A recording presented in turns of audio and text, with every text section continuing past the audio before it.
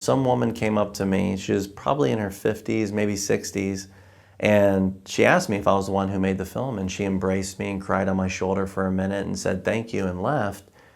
And that moment was something I always said I was living for, but it wasn't until I had gone through a loss that I truly look back now and comprehend that I always wanted to tell stories about people on a very intimate level. Do you think of yourself as an artist?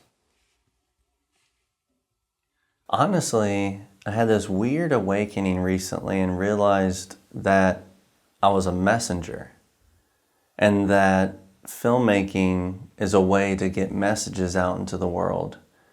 And I feel like a lot of people are artists. I feel like the word artist a lot of times is related to somebody who might be a painter or something of that sort, right? But I think it's really a broad term where we're all creative. There's creativity inside of us. I mean, even when you choose your outfit in the morning, you're being creative. But we don't see it as that because it's the normal thing we do every day. But I've realized that the movies that mean the most to me that I'm making now is when I've understood the message I'm hoping to relay to some degree. Again, I might not know exactly what that message is supposed to be, but it's a creative wave that's hit me and brought me down this spectrum of relaying whatever the message is supposed to be coming through that particular film. So I'm sure to the definition term of an artist, I am an artist. But man, it's such a weird term to call yourself because there's so much attached to that term. But I definitely see myself as a messenger and trying my best to tell whatever message I was supposed to tell. I'm incredibly aware of the fact that I'm not going to be around forever and that my time is finite. And I just keep thinking about my past work, my films, and when I make new films, where will they be in 100 years? And so I'm trying to tell these tales now that might be interesting to somebody 100 years from now, which is one reason why I'm shooting on celluloid opposed to shooting on digital sensors, is this idea that a negative, if preserved correctly, could outlive us by so much more time than hard drives. You know, there's definitely something that's more long-lasting in a negative than the disk in a hard drive. So, yeah, I think it's not so much trying to be an artist or a filmmaker as it is understanding what the story is supposed to do to the human mind to some degree, because I do think there's a big sense of the creative process helps us learn what we're trying to tell. I think if you know every detail of what you're going to set out to make in the beginning, you lose some momentum. There's a moment when let's say you write a screenplay and you spend 8 months trying to get it off the ground, and then you get it off the ground, and then you shoot exactly what you wrote for those next 2 months, and then you go into the editing room. I think when people lose that momentum as filmmakers when they hit the editing room, it's because they're actually really kind of tired of the material that they set out to make. So it's, how can you keep it fresh? Well, there's a lot of filmmakers who have figured out how to do that. Harmony Korine, Andrea Arnold, so many different amazing filmmakers out in the ether. I think one thing that Ben Rivers does throughout his films is he is just studying this creative wave. Now his films end up mostly in museums. Sometimes they end up in other places on streaming services. But it's my question and curiosity now is, how can I take an art/museum type film that's really studying this creative wave and bring it more into the Hollywood landscape? And what does that marriage look like throughout those pieces? Well, you're still so young, but you seem like you're an old soul. What has you thinking about death? Well, in truth, about a year ago, I was sitting in my apartment and I heard this scream outside and realized that the scream sounded very familiar to me. I ran out front, and it just so happened that my landlord, who was like my California mother, she had fallen unconscious and the scream was coming from her daughter. And in that particular moment, I had to pull her out from the car. We gave her CPR and she passed away. And that really made me question very heavily what I was making, why I was making it, why I'm from Ohio, why not be closer to my family? What am I doing out here? And, is it really to be this well-known filmmaker or get a lot of money or accolades, or where's it all coming from? And so I thought about leaving entirely and going back to Ohio, and not necessarily stop making films, but go back there closer to family. And in the midst of that 6 to 8 month depression, because I was going up and down, and I actually started to take these bubble baths. And it was that mixed with the meditation that brought me into this place of comprehension of the types of films I want to make. I was in a bath at one moment and realized that my relationship with my mother was a bit disconnected. And I wanted to make a film series called My Flesh, My Blood, where I study the relationships with our mothers and hopefully mend something within my own relationship. And I figured that if I created these films that could fix something within myself, maybe then it would fix something in other people that might watch the piece. And I knew immediately that needed to be shot on film. We shot on Super 16 millimeter film. I shot that picture in a week. We had 55 minutes of film stock. The film turned out to be about 35 minutes. And now what I want to do is take that film series and travel around the world and try to make a film about a mother and a son or daughter and as many different cultures and backgrounds as possible before my time comes to an end. And maybe that film series becomes kind of a snapshot of mankind at a particular moment. So the first film that you've done in that series, you had worked with the gentleman on prior films. He'd been part of your film. Yeah, so that was Speed Ratliff, and he's one of the best boom operators I've ever came in contact with. He was a boom operator on the movie Saw. He worked on Jurassic Park. He did about 200 plus other films as this boom operator, and he is like the best in the business. Literally, when I first met Speed, he had read my screenplay for Clowning. That's where he first was working on with me. And he read the script 2, 3, 4 times. And so throughout the process of shooting that movie, when I thought about taking a line of dialogue out, I would pull him aside and say, hey, I'm thinking about removing this line. What do you think? What would it change in the future of the film? And he would literally be like, well, on page 62, that does alter that particular moment, and that might be a problem. And yeah, he became a best friend. We would talk all the time. So when I went through this tragedy, he was my first phone call, and we would just talk throughout the process. And when I came up with the idea for My Flesh, My Blood, he was also my first phone call, and he was like, well, Patrick, I take care of my mother. And then going to his house, which has a lot of history attached to it, and then right out his window in his apartment, you can see the observatory. And then I found out that his mother took these walks every day. Every day, this 89-year-old woman walks by herself up Hollywood Boulevard. And then through creating that first film with Speed, I suddenly realized so much about the rules that the other films will have to follow, which is finding subjects that are attached to the country's history to some degree through their lives, but also that are naturally around landmarks that have to do with that area. I never want to go to Egypt and arbitrarily film pyramids from a helicopter. I'd rather find people in Egypt that live near pyramids or even work around a pyramid and film it from their points of view. And so through making that first piece with Speed, and he's also going to be the boom operator in the whole series. Oh, nice. So it's kind of cool I hope the people that maybe fall in love with the series, that when they see Speed and meet his mother, that every time they watch an episode and see his name, it's like they feel comfort knowing that he's cultivating that audio. And him and I, me as a camera operator and him as a boom op, we've been dancing for years. So it was really, and through making that first film, because coming out of that depression I was faced with when my landlord passed away, watching him and his mother and Chuck watch the film, I saw that this isn't a film that's just important to me as a filmmaker. It's important to them. It'll be important to them and their family's family for decades.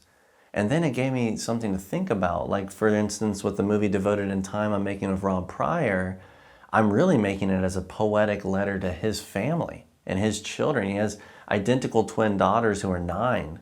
And so in my head, it's like, this is worthwhile making, because if in 10 years they love the movie, because it's about their family and the context of showing elements of their family and their daughters when they're 19, looking back at this little moment, it makes it feel like it's a lot more worth it than just a narrative piece that I'm... At one point when I was making films, it was like, oh, I just want to entertain. I just really want to get into, helping people find some relief from their everyday. And that's where that first nugget of me wanting to make films was coming from. But then really finding my voice was when I realized that this new journey of taking people's lives and turning them into poetry, there's such a poetic notion to that that feels really worth it and feels worth my time, which maybe I have 10 years left, or who knows how much time anybody has on the planet. So yeah, that really fills my cup now. What was it about your California mother, who was your landlord? What was it that felt mothering about her? Well, when I was living in San Francisco, and I would travel down maybe 3 or 4 times trying to find a place to live here in Los Angeles. And it's incredibly difficult to locate someplace to live. Most of the time, the buildings are owned by people that live in other parts of the world. And so you come in and they're like, well, do you have 3 months of rent up front? And your credit score needs to be through the roof. And also, do you have proof that you're already making money here in Los Angeles? That's something I had no idea I was going to run up against. This idea that you had to prove that income was coming in. And a lot of times they'd say that they wanted proof of 2 or 3 months of income coming in a month. And who moves here with that kind of ability right away? So anyways, I looked at all these different buildings and I came to her building, and she took me around the space and slowly found out that I was a writer and a filmmaker, and she started selling me on the property. She was like, I don't need to check your credit. We can figure out the deposit. Here's a key. When can you move in? And it just felt so different. Now, that's not exactly what the mothering side of her was. That was a friendly side, and I was so thankful for that. But then over the course of living there for 6 years, for one, she was an extreme lover of scary movies. And she would go see movies and come back, and we'd run into each other and talk. And during the pandemic, this is a perfect example. During the pandemic in Los Angeles, and maybe a lot of places around the country, I'm more aware of what happened here in Los Angeles on a personal level, but there was a lot of landlords just evicting people. She came to each of her tenants and said, I want you to not pay for 1 month's rent and save your money. And she allowed the people in the building to sustain life. And so, it just, when she had gotten diagnosed with lung cancer, and unfortunately I wasn't as present, because in my head I just, it was COVID time, so she needed to be away from everybody. But there were moments that I could have came to see her, and I just kept thinking things were just going to get better. I wasn't putting tons of thought into how things might spiral. So when she passed away and I was with her, thank God, I was so thankful that I was one of the people that was with her at the moment. But it was just a moment that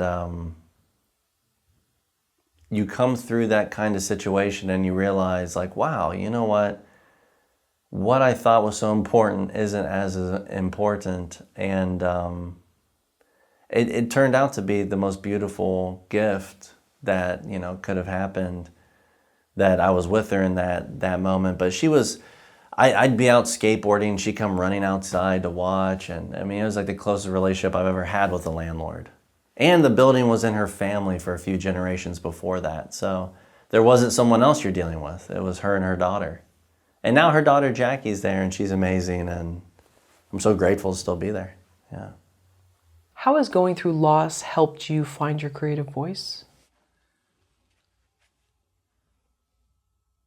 Well, I feel that coming to the other side of a great loss in your life can help you appreciate the time that you have and appreciate every day a little bit differently. Living in Los Angeles, there's so many people go through this, and that is the city itself makes you feel like you're a part of this kind of machine where you're trying to be heard, you're trying to get this way or that way or meet this person, and you kind of lose track of time. Before you know it, months and months can go by, and what's really important is your family, your friends, interactions that you're having, living in the moment, not living for tomorrow's deal so going through a loss helped me understand how some of the films I wanted to make, they weren't really something I cared deeply about. I had made so many movies. In the very beginning of making films, I was really in love with filmmaking. I was in love with creating. That's why I had made so many movies in the beginning. So it was kind of like I learned how to make pictures based on learning how to use cameras and editing and directing and writing these stories, but I hadn't really solidified my creative voice. And so having gone through a loss and having to reassess why I want to take my time to make a particular thing led me to a place of understanding what images I love the most, how I love to work with particular individuals and sustaining their lives and creating this poetry. I always loved Ingmar Bergman and all the films that he had made, and there's such a poetry in them. And I feel like the poetic notion of filmmaking through Ingmar Bergman and Andrei Tarkovsky and certain great filmmakers from that time period, I feel like we're immersed in a lot of filmmaking that doesn't have as much of a poetic notion because it's trying to keep up a particular pace, trying to keep your attention. And I just don't think that we got to lose the idea that we're making things for today and for people today, because we're really, the things that we spend our time on, if we craft them with the notion of this is just about the people that are going to watch them tomorrow and not the people that are going to watch them 100 years from now. Because there's a lot of times I watch films of filmmakers I've never known existed, and they're from the 30s or 40s, and their film speaks to me in a particular way. But to circle back to the idea of loss, it's really, having gone through a loss helps you solidify what you should spend your time on. And I think a lot of people, and look, I think maybe the truth is, if you go through a loss and you're able to come out on the other side from that loss in a very positive manner, because maybe sometimes people don't come out on the other side. And maybe they go through a loss and find themselves incredibly lost within that depression or sadness. And so I think in a real true manner, I was very grateful to have gone through a loss and found myself on the other side of it in a positive way. And that helped me understand how to spend my time and what I wanted to spend my time on. Wouldn't you say you've always been introspective? You said you've always been an artist, you've always maybe been a fish out of water back home, and that kind of caused you to want to make films and show a slice of life? I have a really great example, actually, and that is I made a film called Everything Will Be Fine. It was my second feature film I shot back in Cincinnati, Ohio, and it follows a homeless couple, Alien and Lady, through the trials and tribulations of being homeless.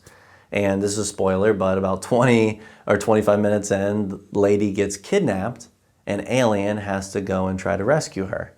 So at that time, and this is a perfect example of how I found my voice today, at that time, I wanted to make this film with homeless people for two reasons.